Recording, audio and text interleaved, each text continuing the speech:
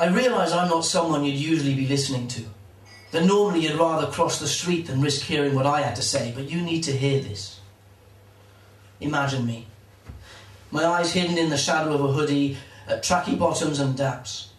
The kid you recognise but never know, the kid with a dog slouch of a walk, a marble hardness in his eye, the kid who's half kid, half man, who's stuck. You don't expect me to be speaking like this, do you? Well, I never used to. But he changed all that, didn't he? And that's why you need to hear this, because this happened, and it happened here, to us, believe me. Whenever my bamper was down the social telling a story, he'd pause before the best bits, lick his finger, and then touch it to his throat. And then, so you could only just hear him, he'd whisper, "God's honest truth now." And then he'd carry on, making all them other men lean in over their pints and cans, listening.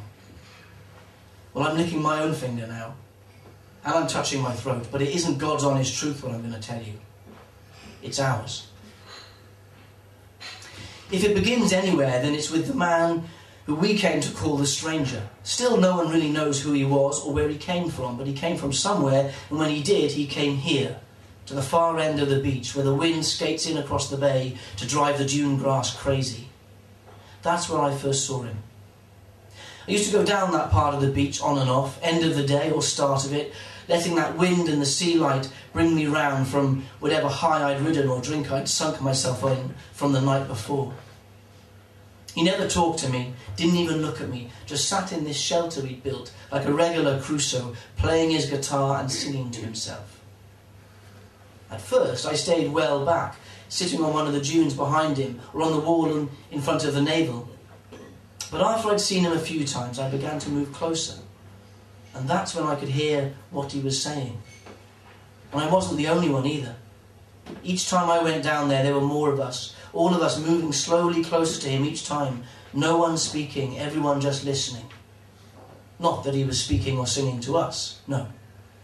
It was the sea he was talking to, or just above it anyway, where the sky looks like water, or the water like sky.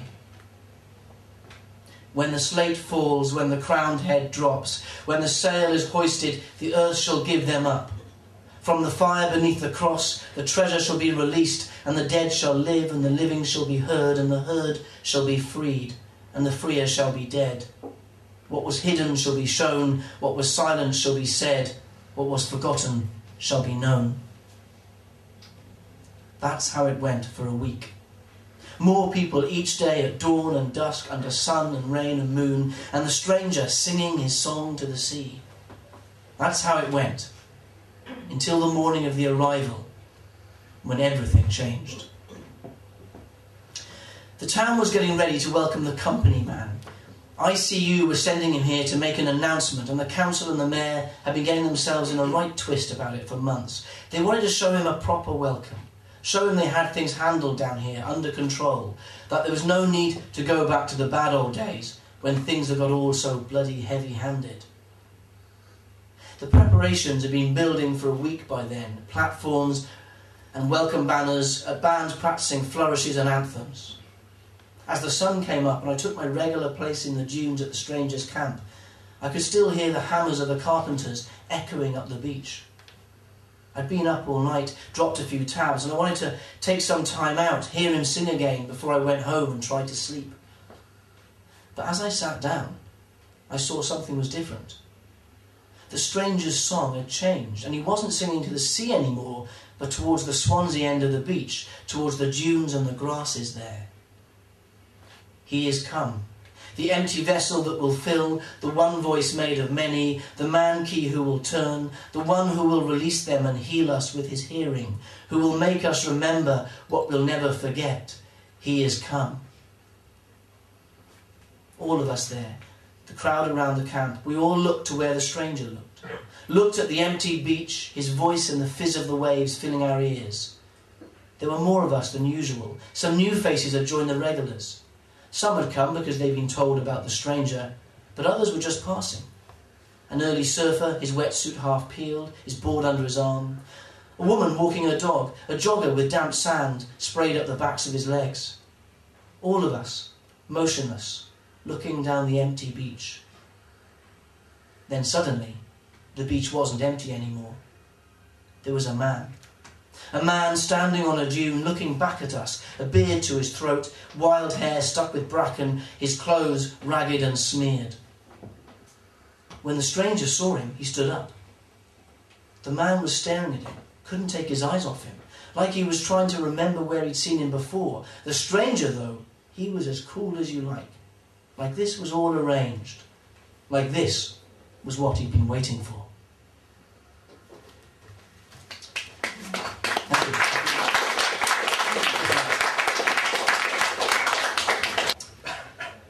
The carriage horses. I was cycling west when I saw them. A chestnut brown and a dapple grey, slab-shouldered, resting one hind hoof each on a street somewhere between 9th and 10th, where the warehouses begin to lower and spread before this city gives altogether to the river's catwalks of stumps and slow drifting freight. They weren't harnessed yet, their carriages on the sidewalk unbalanced without them, and their drivers hosing them, the thumbed fans of water splitting at their withers to soak their coats to sealskins before mixing as it ran into a guttered froth of soap and piss. They weren't blinkered either, but so used to this, so docile against the highway's roar, settled under their muscle like a pair of punch-drunk heavyweights, their heads dropped and nodding as if they still drew shadows of those carriages tipped beside them. I cycled on, but wished now I'd stopped, if for nothing else then for their smell and the memory it would have conjured of lying in a field against a sleeping horse's flank, articulated within the speech marks of its legs, into a world made briefly as ancient as the chestnuts on its hocks, devoid of time or cities or any other engine of our hunger. The weather had been confused all day, so who can say why it was just then that the light fell that way? The sun riding low to burnish the tops of the hills for a minute, no more, against a curtain of cloud ashen with snow. Or why it was then that the deer chose to show their faces, lift their heads from grazing, step near, then pause before coming on again. Oh, human life, mysterious, I heard a woman say. Not gone, there's electrics, you know. I wouldn't say it if I didn't believe it to be so. And as the light fell, drew our eyes, a thinning seam of amber between the land and sky, I could believe it too.